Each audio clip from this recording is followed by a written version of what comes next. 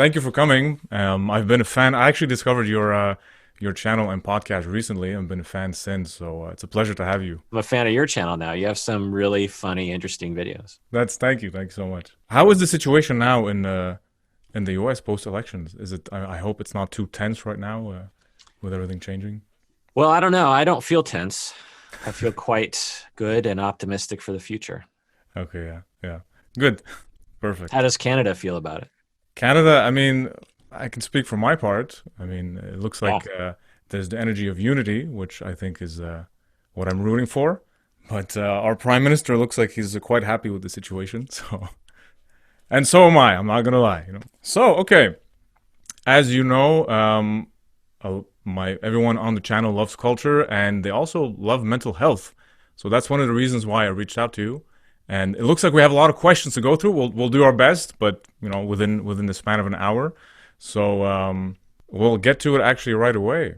One question I had from a friend was concerning politics is how do we detach from politics, especially when everyone's at home? Yeah.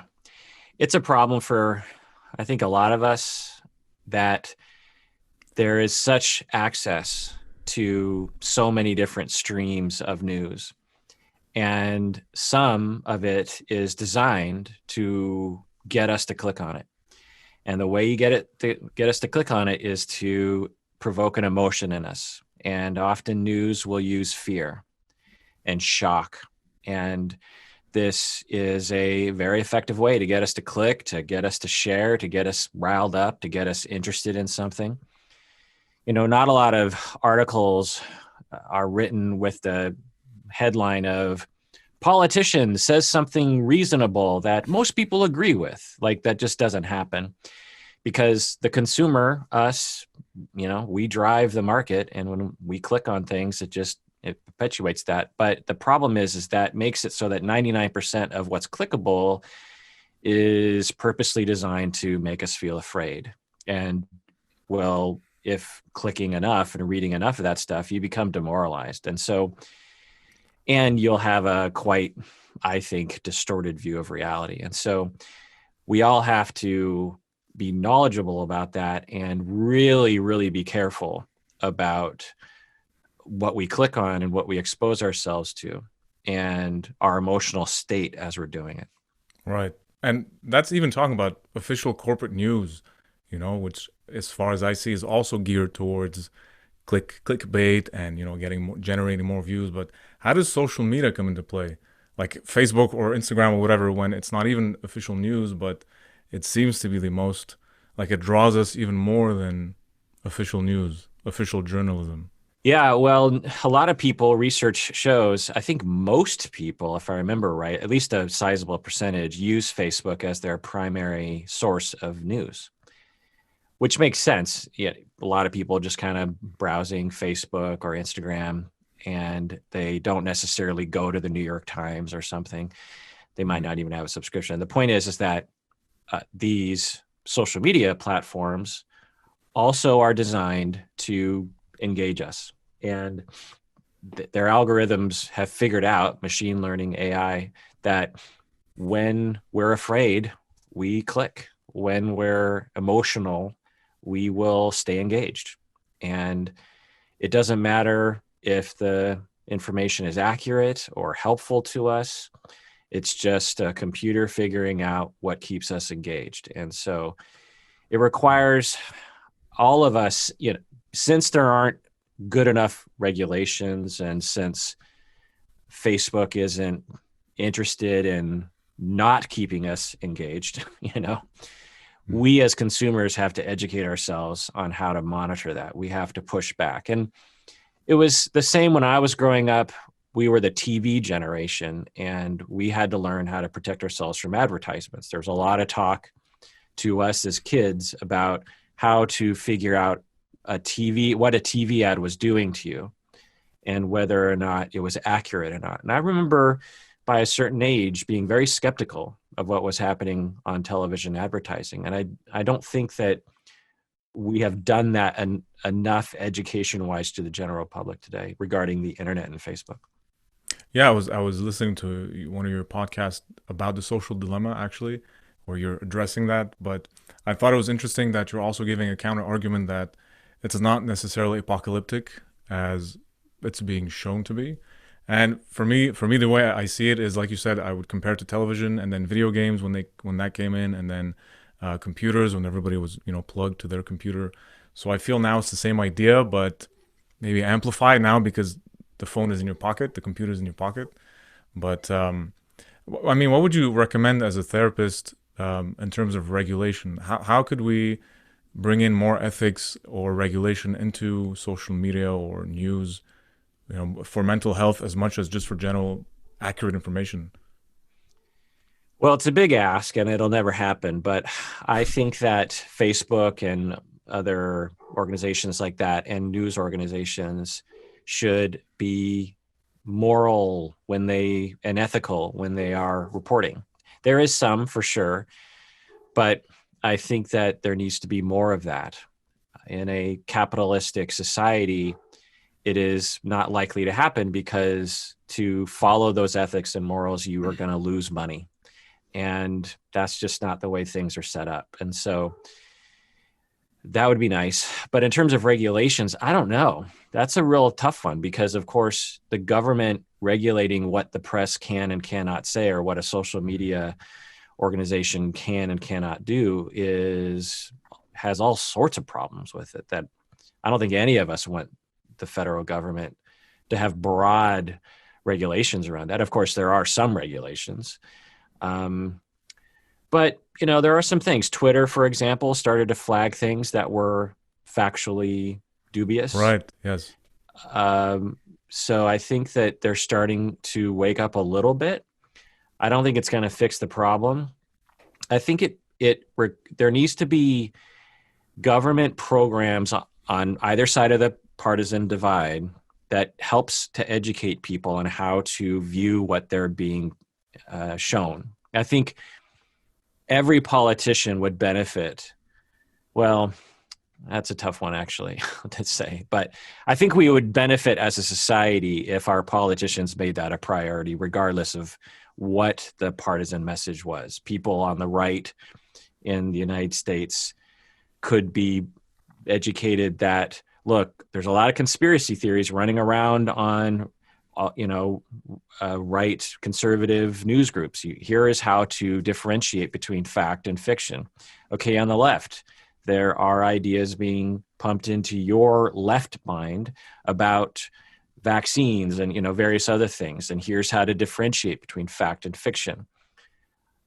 I can't imagine us as a society doing that. And so I think it's on us and maybe as a public education system to do what we can. But in the documentary, they talked about it, how it's basically going to be a apocalypse in the future, literally like we were going to be like in a situation where the economies would completely collapse and everyone would be fending for themselves. And, there'd be mass die-offs of human beings. They were basically saying that.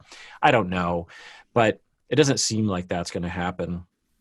But I will say that if we're not careful in 20 years, we might see more in an increasingly problematic situation, what we've been seeing in the political sphere today, which is politicians manipulating the masses with lies and propaganda and all sorts of tried and true ways of manipulating people. But with Twitter, you have this direct line with a bunch of people, and you can depend on those people being in an echo chamber. And so there is some worries that I have for sure. I just don't think we're going to be like a zombie apocalypse. Right. Yeah.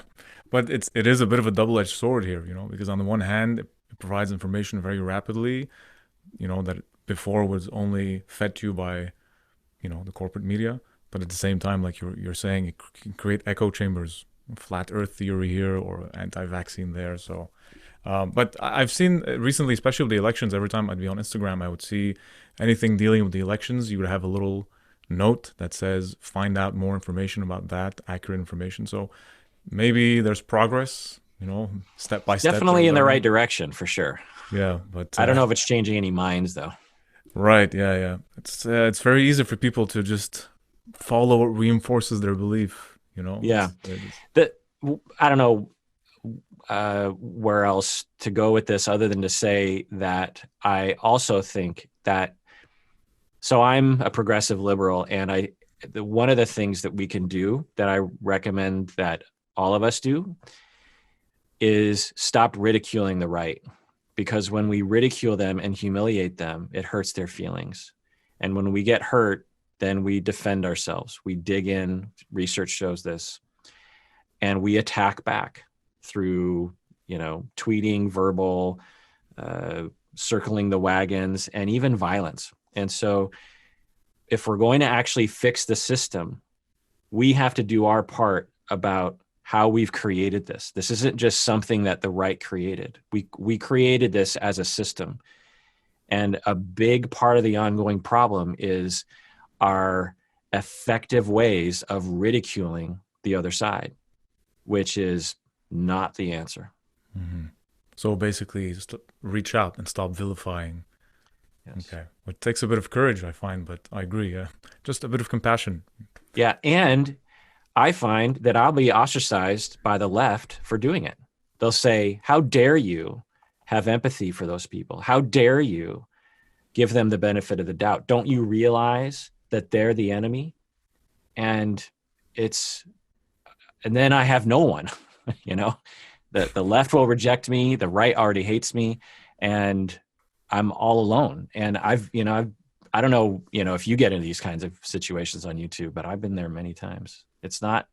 And then I play it safe sometimes. I just, okay, I'll go back to the safe place of just continuing with the status quo and allowing it to get worse and worse. I mean, what do you do?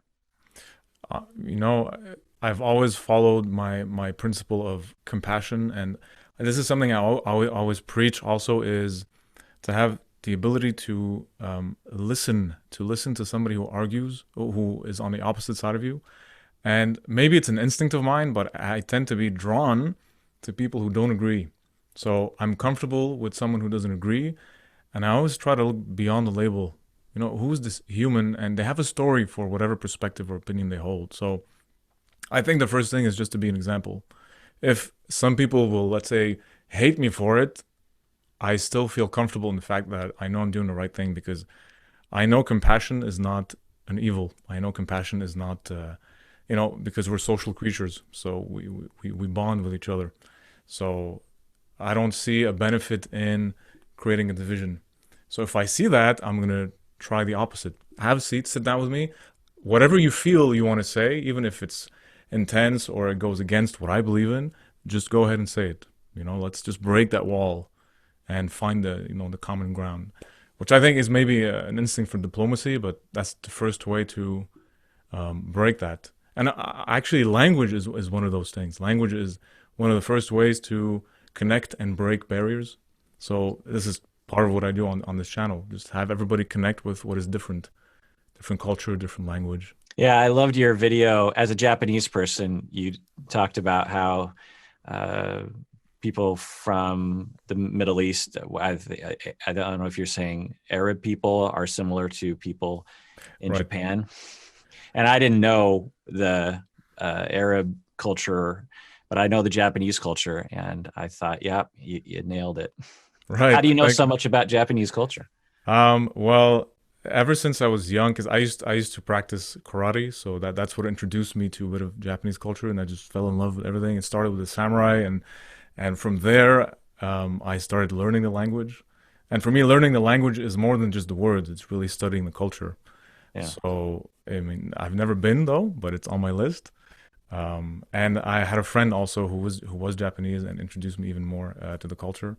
But yeah, from there, I mean, it's as much as I know. But again, I look for the commonalities, and I'll laugh, let's say, at the differences, because it's not something that should create this wall. It should be interesting. So finding, like example, the difference in time and measuring time or valuing time, which is a huge contrast, but family values are there. So again, just finding common grounds between people. But yeah, I have yet to visit though. Have you been? Yeah, it's a very, very interesting place. A lot of differences. There's some very, go with someone that lives there or has lived there for years, because it's hard to see through the veil. It's helpful to have someone actually explain to you what's happening. I know that you're half, right? You're half Japanese, and what is the other half? It's a mixture of Swedish and UK. Okay, so how were you born in Japan? No, my great grandparents on my dad's side were born in Japan, and Okay. on my white side, we go back to like pre-colonial United States, and Swedish people came over in the 1800s. Oh, okay. Do you speak any of the root languages? Swedish, No, Japanese? neither does any of my parents. I'm Okay. fourth generation, so Right. Okay. we've completely lost any connection, really. Okay. Speaking of, how has it been for you being mixed? Growing up mixed. I think I've seen one or heard one of your podcasts where you kind of discussed a bit about being a hapa, right? Hapa. Yeah. Could you explain exactly what a hapa is? It's a word used to describe half Asian, and it means various different things, but it's usually used to refer to half Asian people like myself. Yeah, I mean, there's a lot of things I could say. I didn't feel comfortable or accepted by either group, white people or Japanese people. Racism is everywhere. And I think that might have been something that I learned early, was that every group has their own assumption about people, and it's usually wrong. And learning that at the age of like 7 is an interesting lesson to learn, that for some privileged people, they might not ever learn, frankly.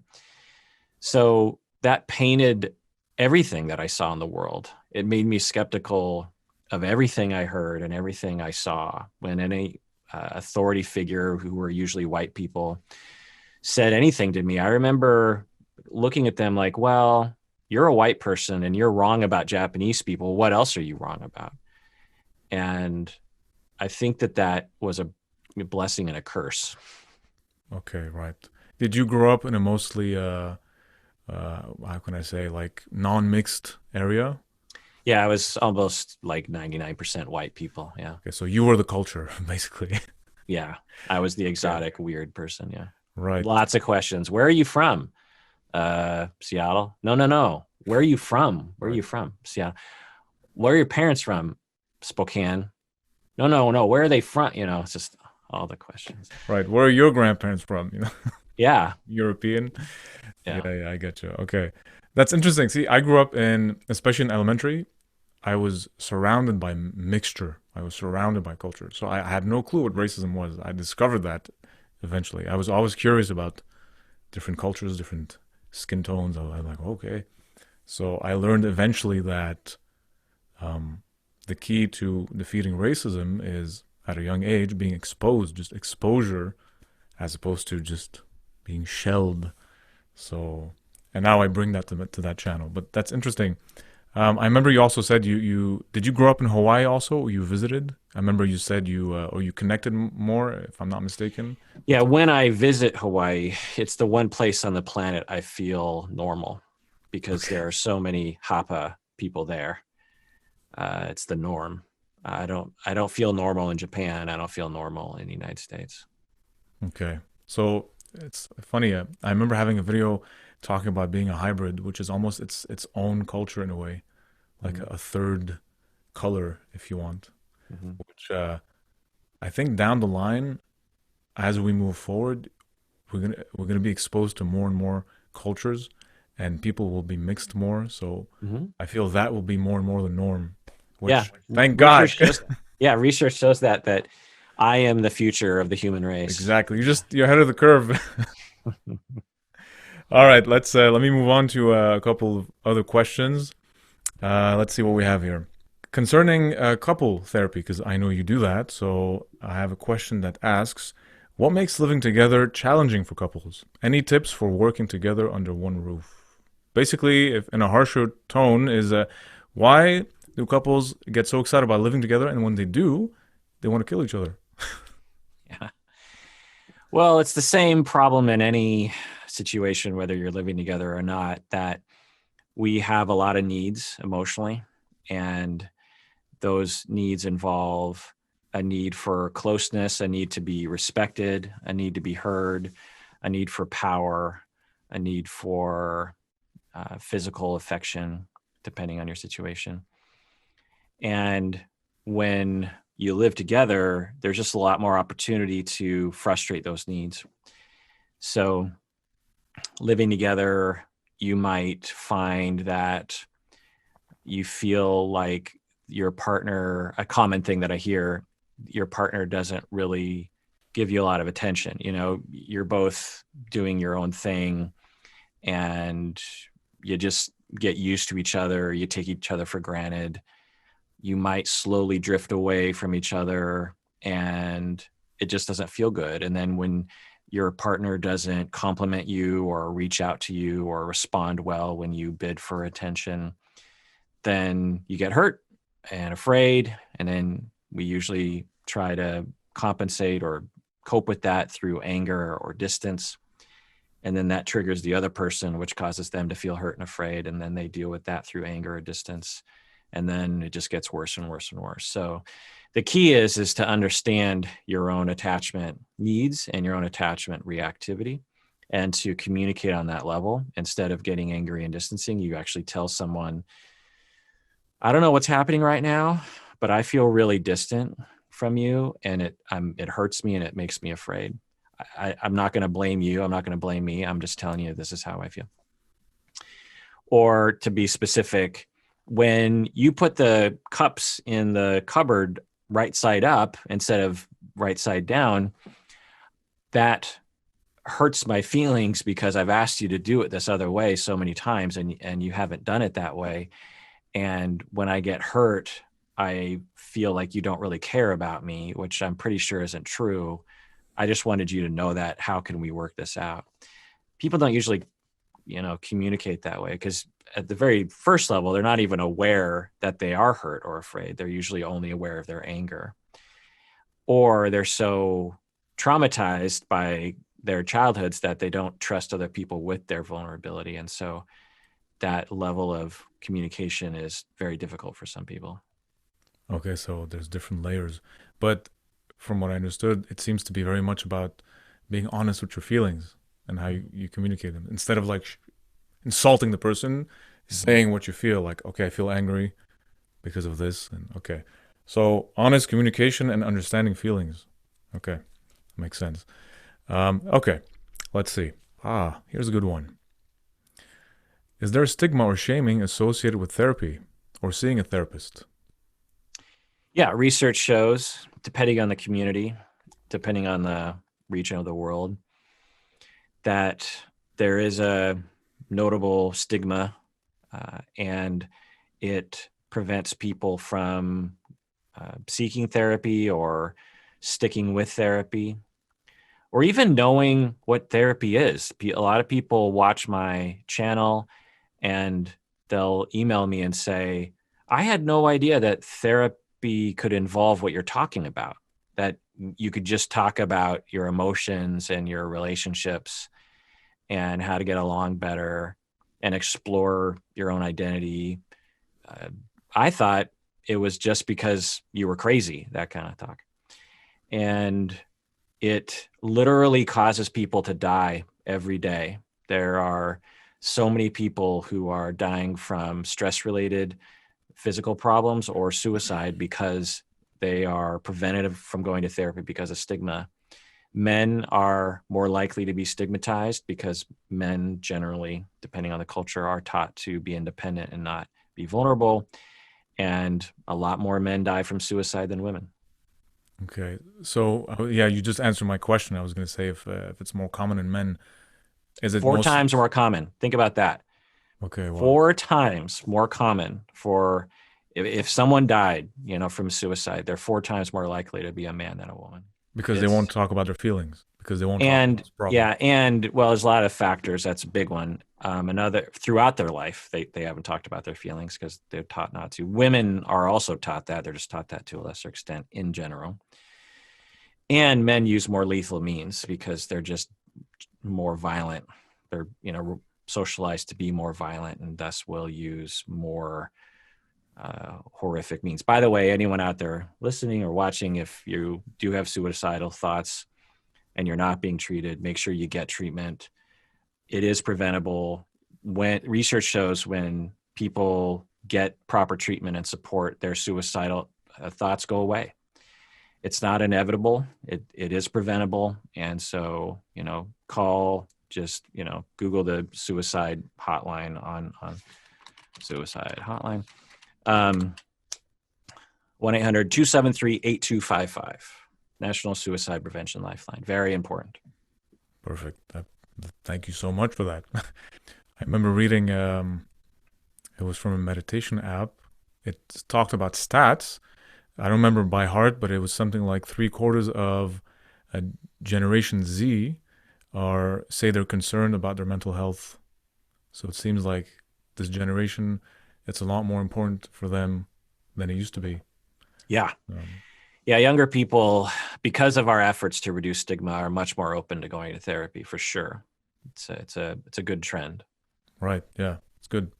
Okay, let's go to some Patreon questions. Right. We have one here first from Khalil Mouassi. So he asks, what was the most memorable moment in your life as a psychologist? If you care to share. Well, it's been 24 years, so most memorable moment. Can you narrow it down a little? Like what kind of moment? From what I understand, like he's asking also, have you ever gotten, for example, thank you notes from your patients? Anything that moved you? Oh, okay, I can talk about that. So a early client of mine that I worked very hard with and was difficult to work with, but also very professionally gratifying to see her heal over time. But because she had a lot of relational traumas, she had transferred what we call a lot of her feelings from her parents onto me. And so I had to pass a lot of emotional tests that she threw out. And I was 28 at the time and, just a young therapist and didn't really know what I was doing and learned a lot and really, really worked hard with her. And after years of working with her, she wrote me this. She would frequently write me letters and cards, but there was one card that really summarized how hard she worked in therapy and her gratitude towards me. And I actually framed it. It's on my wall. So Wow. Took out her name and I asked her permission if I could do that, but it's on my wall over there and I probably see it every day.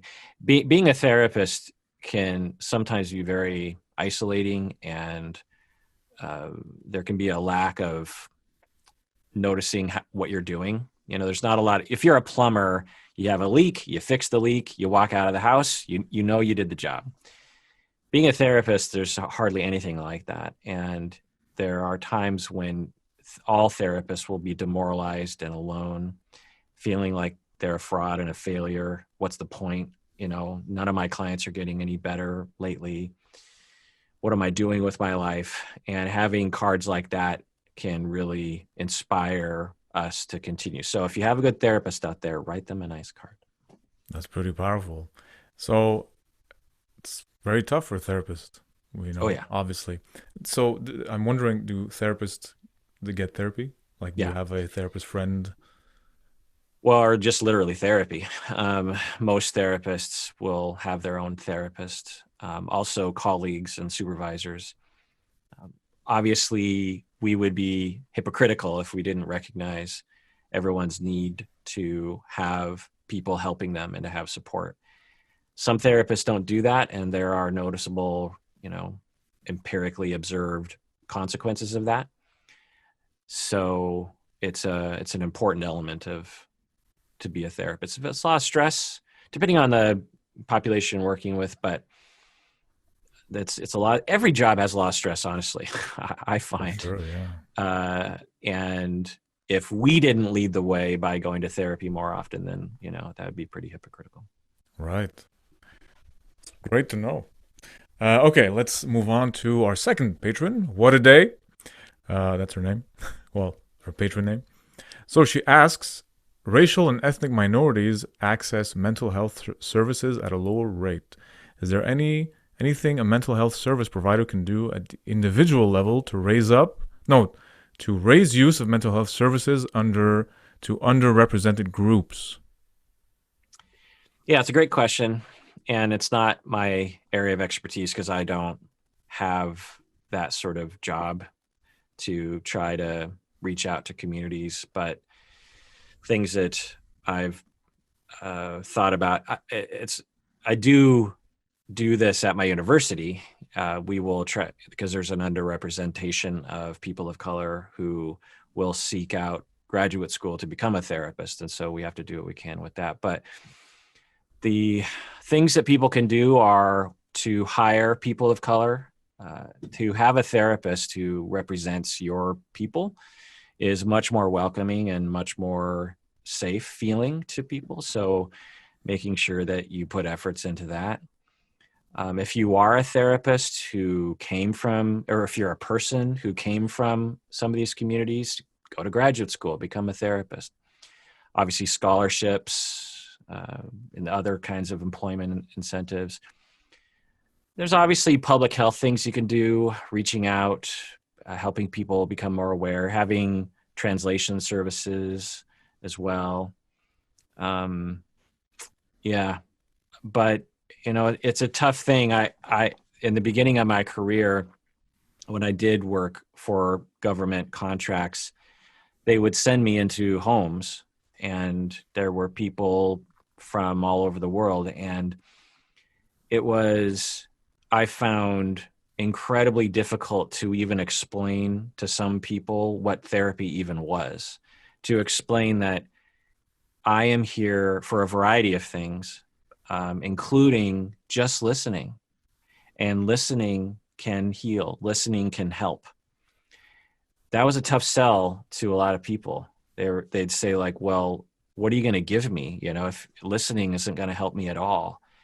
And of course, there are some practical things that some people need, and I didn't have those things, and they were understandably bothered that I wasn't there to give them those things, like literally just money to pay their electrical bill or something, or translation services for the school that their kids were going to or something. But at the same time, in Seattle, for example, we're indoctrinated into a society that understands, at least to some extent, that going to therapy and talking about your feelings will help you.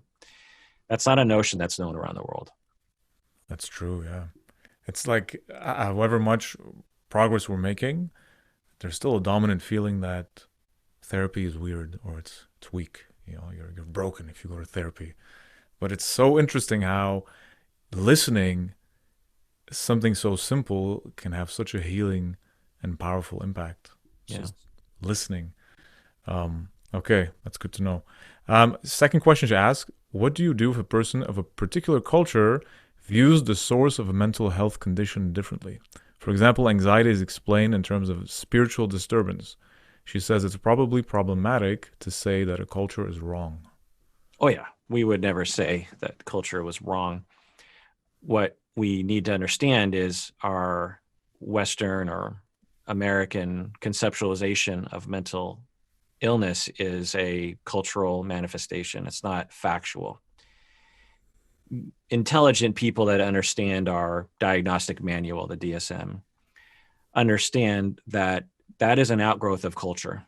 It's not a description of reality. When it comes to medical things, not all the time, but we tend to think that is more of a hard science, right? You have a broken bone, you do an x-ray, you see the bone, it's broken. There's no cultural misunderstanding of that. You can't in one culture say like, well, in our culture, we just let that be. No one says that. It's like there's a certain way to that is likely to result in positive outcomes, less pain, more mobility, this sort of thing. Mm-hmm. But when it comes to mental health, what are we talking about? Well, we're talking about disorders that are what we call constructs. Meaning, it's not a construct that you have a broken bone. We don't construct an idea of what that is. It's a discrete thing that's happening. You could actually kind of debate even that. But my point is that in mental health, we construct things like anxiety. we construct the notion of anxiety. In another culture, they will construct, it's all about observing other humans, hearing them talk, and then we construct a label of that. Well, and it's changed over time in our culture. In another culture, they construct it differently. And we have to understand that. And that construction will be very important for us to understand when we're treating people. Because for some, it's not a matter of, like, as an example, there are other cultures that anxiety is much more of a physical thing than we think of in the United States. We tend to, in the United States, not everyone, but generally speaking, we tend to think of anxiety as like a brain thing where we're afraid. There's a stress and it's in the brain. Other cultures will think of it more as a physical problem and not a mind problem, that their nervous system is something's wrong with their nerves. And both are right, because both are observing people and applying a label. They're just emphasizing different parts of the whole. You have blind people looking at an elephant. I can't remember that saying, but one person says an elephant is a tail. Another person says an elephant is an ear. Another person says an elephant is a trunk. Well, we're all looking at it from different perspectives, and it's very important, but frankly, a little rare that therapists really get that. And I find it to be very helpful to put things in perspective, even when I'm treating someone from my culture. It's helpful for me to recognize, well, we're both still talking about a cultural description, not a description of reality.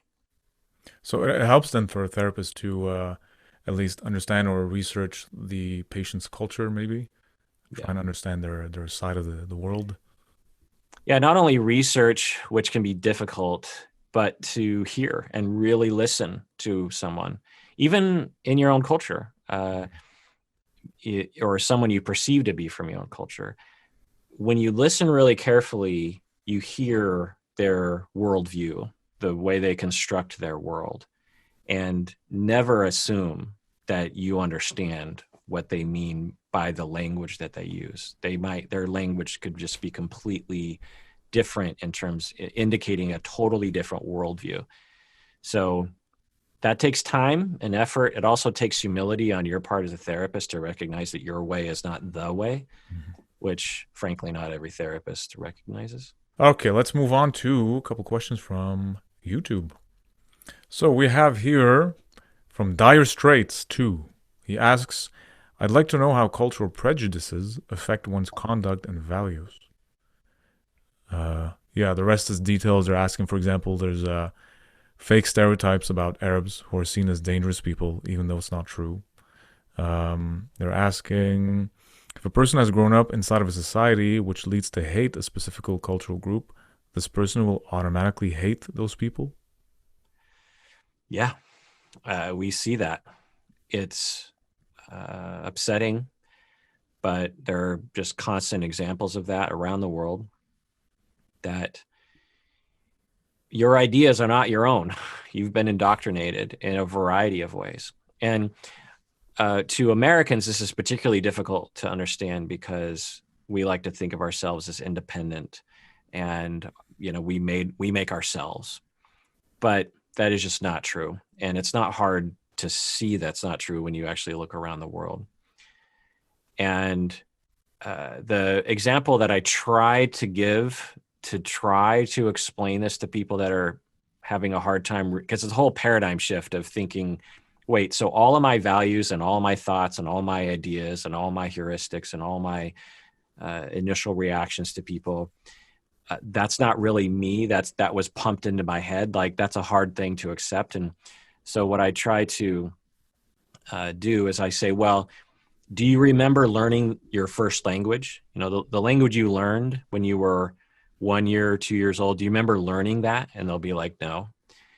How did you learn that? Did someone sit you down with a chalkboard and actually teach you? No.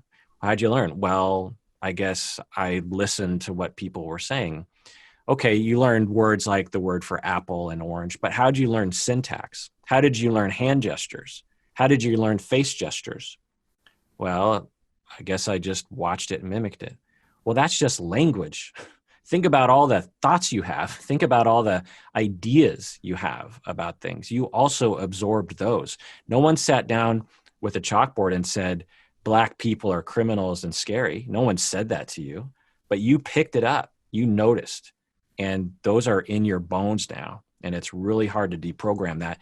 In the same way that at the age of 35, you're not going to learn a new language with the same fluency as you did when you were 1 or 2. Your brain just isn't that plastic. And so the ideas pumped into your head about different races and different genders and different people, they're kind of there to stay. And we've shown that through research. But we have to acknowledge that and deal with it and try to deprogram it the best we can and account for it as best we can for justice reasons. And that begins with an understanding that our ideas are, 1, not our own, and 2, not necessarily controllable. Okay, yeah. And from what you're saying, the older they are, the more difficult. So it looks like the hope is really in the younger generation. So it goes back to education, really. Yeah, I guess, for sure. I mean, I don't want to characterize older people as incapable. Right, I'm yeah. saying that it starts at the age of 1, 2, 3, and 4. And so education can be good, but a lot of times a lot of the damage is already done. I mean, research shows that kids the age of like 4 already have prejudice about certain kinds of things, gender or race. So it really begins really early. We're talking 1, 2 years old. They're already learning important lessons about groups of people. And that's a hard thing to do. I mean, how do you change that? And that's why things get passed down so assuredly so we're going to have like a government program that takes kids away from their parents and reprograms them so we can end the chain of racism. That's just impossible. So it's a slow process, and it's not going to go away anytime soon. And this notion that somehow we can educate it away is just not, we've been trying to educate racism and sexism away since I was a child in the 70s, and it's still here. So we could do more. I'm not saying that it's not helping, but man, is it a hard nut to crack? Right, yeah. Although I don't feel, maybe I'm optimistic, but I don't feel it's impossible. I feel like generations can grow and evolve so that maybe it wouldn't be completely eliminated, but reduced at least in percentage. Totally. Yeah. Okay. All right. Let's see. Oh.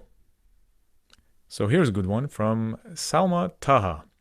She asks, how to move forward when you've lost all motivation to achieve your ambitions.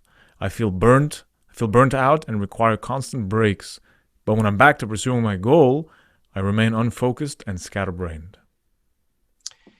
Yeah, so these are larger topics of self, knowing who you are, and also procrastination, which people often ask a lot about. There are many paths to being unfocused and procrastinating. I'll go into one of the common ones, but it's not the only one, is when we're growing up, there's an important phase of life, 3, 4, 5 years old, that we go through in an optimal family in which we develop a sense of who we are and what we want and what our needs are. And this might sound like something that everyone has, but not everyone has, and there's degrees to how much people have it. The question of, what do I want now? What do I want with my career? So let's just, it's just a question, like you're 22 and you're like, okay, what kind of career do I want to have? Well, there's this notion in society that if you just kind of think about it enough, you'll figure it out. And that isn't true. What you need to have is a connection with your needs and your emotional center. And you need an ongoing sense of that, because as you experience different activities, as you experience different ideas of the future, you need to have a connection with your feelings so that you can gauge, how do I feel about this? Is it going to meet my needs? Is this career actually in line with my needs? Is it against my needs? And that's a very, very complex thing. And so some people are not raised in a way that they were allowed to really develop that sense of their emotional center. Their emotions are down there, but they don't really notice them because they learned to cut themselves off from it because of the troubles they were going through. And so they grow up and they survive and they figure it out, and they start to try on different careers, and they can't, they'll intellectually say, well, this is the career I want, but it's not really in line with what they really want because they were never given an opportunity to figure that out. And they will find that when they try to motivate themselves to do something, they have a hard time motivating themselves, or they become distracted really easily. And that's because that thing is just an intellectual idea about what they think they should want, but not actually what they want. This is only a certain section of procrastinators and career problem people. So I'm not saying this is everyone, but it's a sizable chunk of them. Mm-hmm. The answer, unfortunately, is long-term therapy to figure out who you are and what you want. It takes a long time. Essentially, you're being reparented in a way that you should have been when you were 2, 3, 4 years old. The therapist is asking you, how do you feel? What do you want? In a safe place where you can actually explore that and get in contact with that. Then after you develop that, which could take years, you start interfacing with different careers. You start fantasizing about different futures, and you're in contact with your feelings. And then you can actually evaluate, because I don't know about you, but for me, when I do YouTube videos or my podcast, there's no ambivalence. I want to do it. I did this podcast for 7 years and lost money, by the way. So I must have been doing something I wanted. There was no reason to do it. No one was listening. No one was watching. Everyone always asked me, like, why are you doing this? And I was just like, I don't know. I just can't not. I have to do this because I was in connection with my feelings. It felt good to just get things off my chest. It's a personal satisfaction that I was in connection with. I felt it as I did it. And then I knew, I should be doing more of this, even though there's no reason to be doing it. I don't gain anything from it. It's not an intellectual, intellectually, I shouldn't be doing this. It's a waste of my time, but I love doing it. I love talking with other people. I love exploring things. Mm-hmm. And you're benefiting too on top of that. Yeah. And I'm in connection with that. It's right. Really my core. It's not just an intellectual idea. And so, for a lot of people out there that are struggling with career and motivation and procrastination, I encourage them to explore this idea of being in connection with your emotional core, a connection with yourself, they'll sometimes call it. And if that's a chronic, ongoing issue, then seeking a therapist that works to help you. Not every therapist knows how to do that. And getting in connection with that. It can take a long time, but it's very worth it. Right. I was going to say, I know that cultural expectations can stand in the way of that too. Let's say it's something you feel you want to do, but like we always make fun of the fact that, well, at least traditionally, Arab parents always want you to either be a doctor or you want to be a lawyer or things like that are prestigious. Yeah. But Asian parents do. Right, exactly. So I was blessed enough though that since I was young, I've always wanted to be doing film entertainment, reaching out and connecting with people around the world. So, having that support obviously feeds that. But for me, I'm the type that will also fight for that. So what I'm doing is what I've always wanted to do. Acting in movies, that's what I've always wanted to do. So, and it's something I'm willing to fight for, even if in the current situation, like you said, you might either be losing money or you're not a millionaire for it or whatever, but that's what you connect with. So I think it's important also to, like you said, connect, know your dream and follow that. Yeah.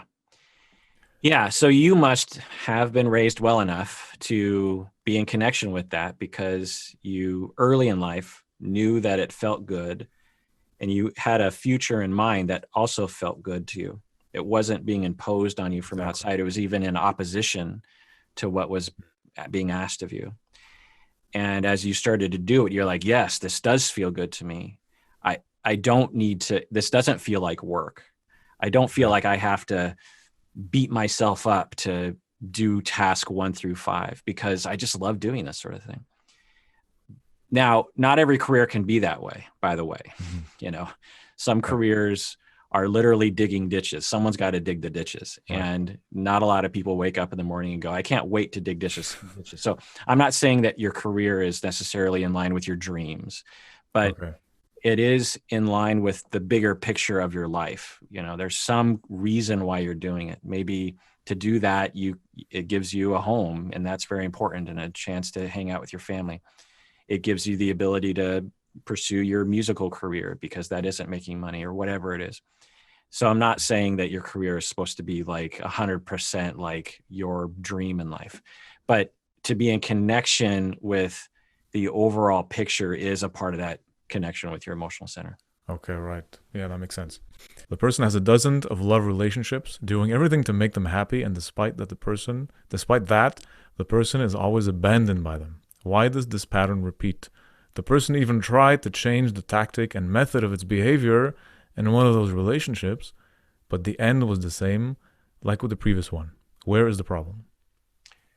So the person has a pattern of getting involved with people that abandon them. That's what I'm understanding here. Has a dozen of love relationships, tries to do everything to make him happy, but despite that, is always abandoned by them. And why does this pattern repeat? Yeah, that's a tough one. Hard to know. There's a lot of different possibilities.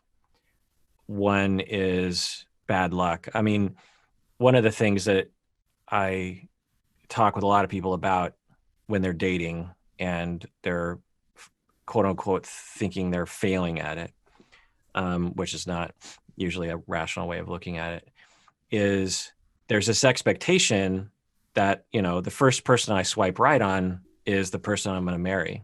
And statistically, that is like almost impossibly true, almost impossible to be true. So there's this expectation because, you know, on all the rom-coms, there's not someone that, you know, has to go on several sort of stops and starts with relationships before they find their Ashton Kutcher or something. You know, they tend to find them right away. It's not an interesting movie apparently, and so people have this expectation. I mean, for some people, they don't meet the one until they're 55 years old.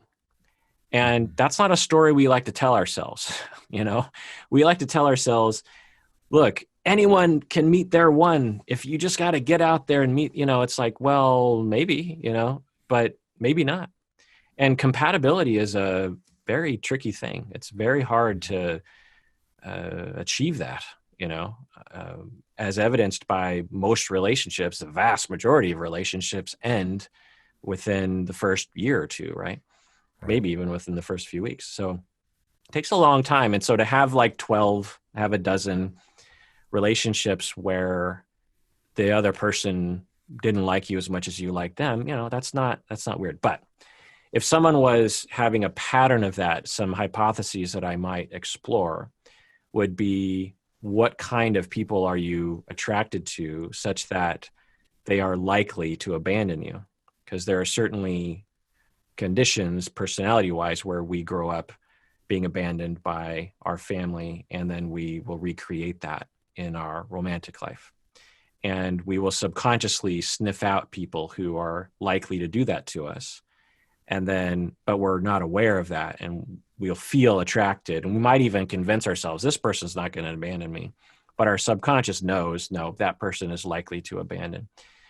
And or you might even engineer it yourself subconsciously to get them to abandon you. I don't know if that's the case in this scenario, but that would be one hypothesis that I would explore.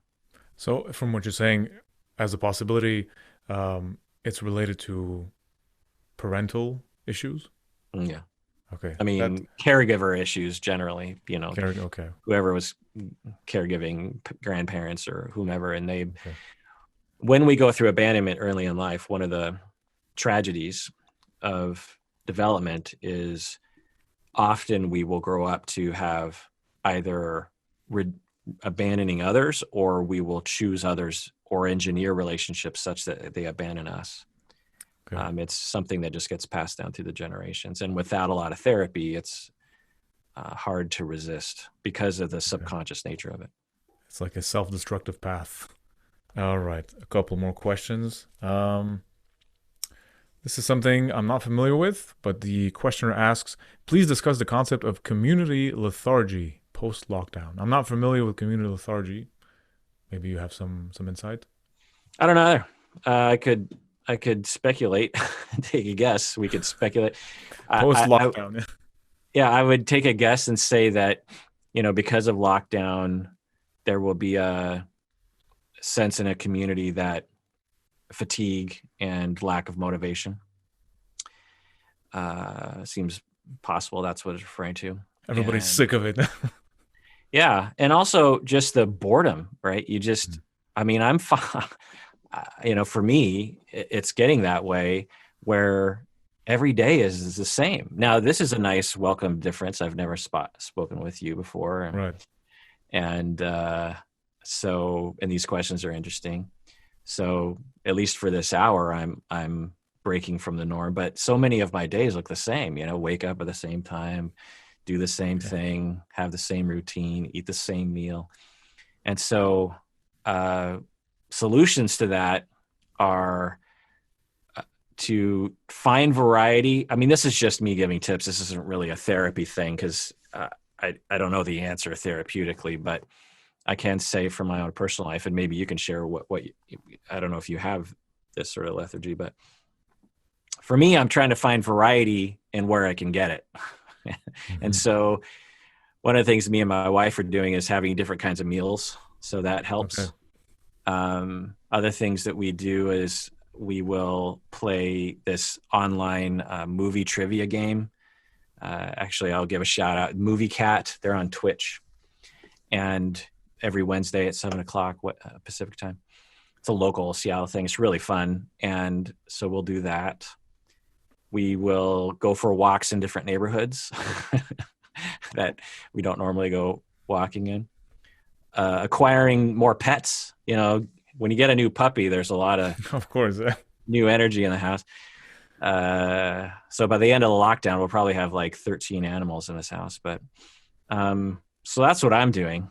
But in Canada, I don't know where you're at. You're in Vancouver? And Montreal, actually. Oh, Montreal. Yeah, I mean, for me, lockdown.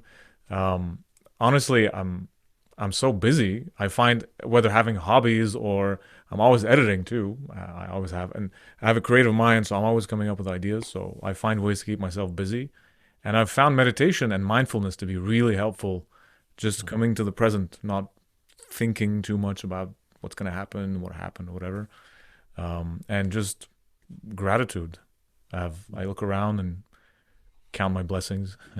I think there are people who are having things are a lot more intense. I have family in Lebanon, and I don't know if you're familiar, but in August they suffered through a massive explosion in the port of Beirut. So things like that remind me that I have it pretty good. So yeah, I love that. Gratitude and start a YouTube channel. Exactly. I'm not even joking. I mean, YouTube channels can provide a lot of entertainment and a lot of, we're all stuck in our homes.